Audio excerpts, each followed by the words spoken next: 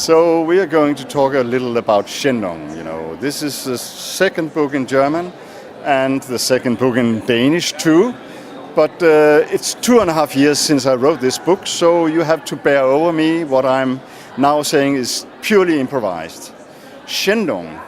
This is a book about what's happening when bad and evil is turning together inside a person and amongst people. So, when I was a kid, I lived in a mental hospital. My father was a psychiatrist, and I was allowed to see everything in the mental hospital. There I met a patient called Als Mørck. Not Karl, but Mørck. And Mørck, he was a killer. I found him quite sympathetic. He gave me a little soft grey kitten, and he even brought food every day to our house. But anyway, he killed someone, and I was only 6 years old, so I was quite confused. How could a nice killer also be evil and good at the same time? This is the thing about this story, Schändung.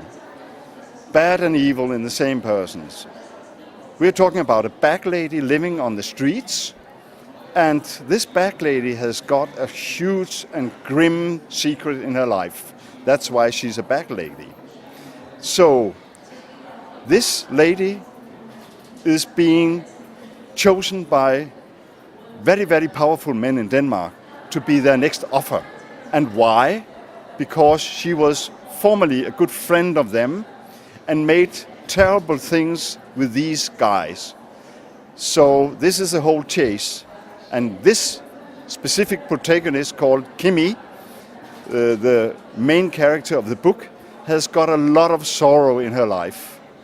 So, living in these mental hospitals, I mean, you learned a lot of persons, different persons to know. For instance, a woman who looked upon me when I was only 6 years old with that sad and sorrowful eyes I never saw before. She was alone in the Christmas time. We, as doctors and their families, sang along with the patients. And suddenly I saw into her eyes and saw the sorrowness. And I fell in love, with that woman. She was 40 years old, I guess. I was only a kid. But at the same time, she looked at me and chose me as her son in that specific moment. I never forget those eyes. And this Kimi person, she has got the same sorrowness and the same secret according to her family. This is the story all about, and it's a grim story, but I'm not describing it very detailed because that is up to you readers. So, I'm an author. I'm called Adler-Olsen, but that's not the whole truth. My real name is Carl Valdemar Jussi Adler Henry Olsen, and I was not Christian Jussi. No. I was Christian Carl Valdemar Henry Adler-Olsen, and my greater sisters, my older sister, said, "This is a shame," and they are so right. Carl Valdemar, my God, what a family. So they said, "This is Junior." And my mother said, no, it won't do. And my father said, "Call him Jule then." And once again, it didn't make any sense. So my mother said, "Well, we're going to call him Jussi, because I know an opera singer from Sweden, and he sings well, and this is a nice name." So, when I was 6 years old, I came into school, or just before, and my father took me aside and said, "Do you know what, Jussi? When they call you Carl, it's you." I was scared of that, Wasn't my name really Jussi? So I sat in the corner and said, I'm not going to school at all. So we had to write the king of Denmark, called Frederik IX, and we waited, for the letter. And when the letter came, there stood with big letters, "Well, this guy is from now on also Jussi." So I always had that name. This Jussi Adler-Olsen here, he tried a lot of things in his life. I have been composing music. I've studied a lot of things, even mathematics and statistics, which I love, but also movies. And movies, that's the way I'm writing to you, readers. I'm cutting my books, and I'm trying not to describe it very carefully. because my readers are clever. They can describe themselves. And if I'm doing grim things, it's all happening in your heads, not in mine. I mean, if I'm telling about in Schändung that an old man is beaten by young kids, you are thinking about a weak old man. I didn't say that. You're thinking even of a weak, nice old man. I didn't write that.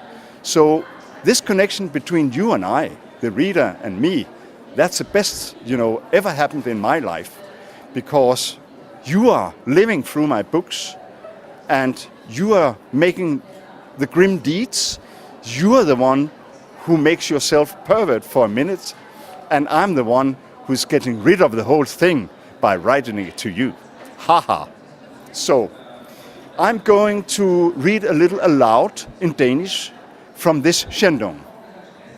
It's called, ja, ich weiß nicht, was das heißt in Deutsch, aber Fasanenmordern oder sowas, ne? Jedenfalls, in Danish, you are allowed in your home to laugh now, because this is the worst language in the whole world. Endnu et skud bragede hen over trætoppene.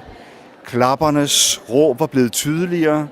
Pulsens dunken trykkede nu mod trommehænderne, mens den fugtige luft blev presset op, så hurtigt i lungerne, at det smertede. Løb, løb, ikke falde. Jeg kommer aldrig op igen, hvis jeg falder. Fuck. Hvorfor kan jeg ikke få mine hænder fri? Løb.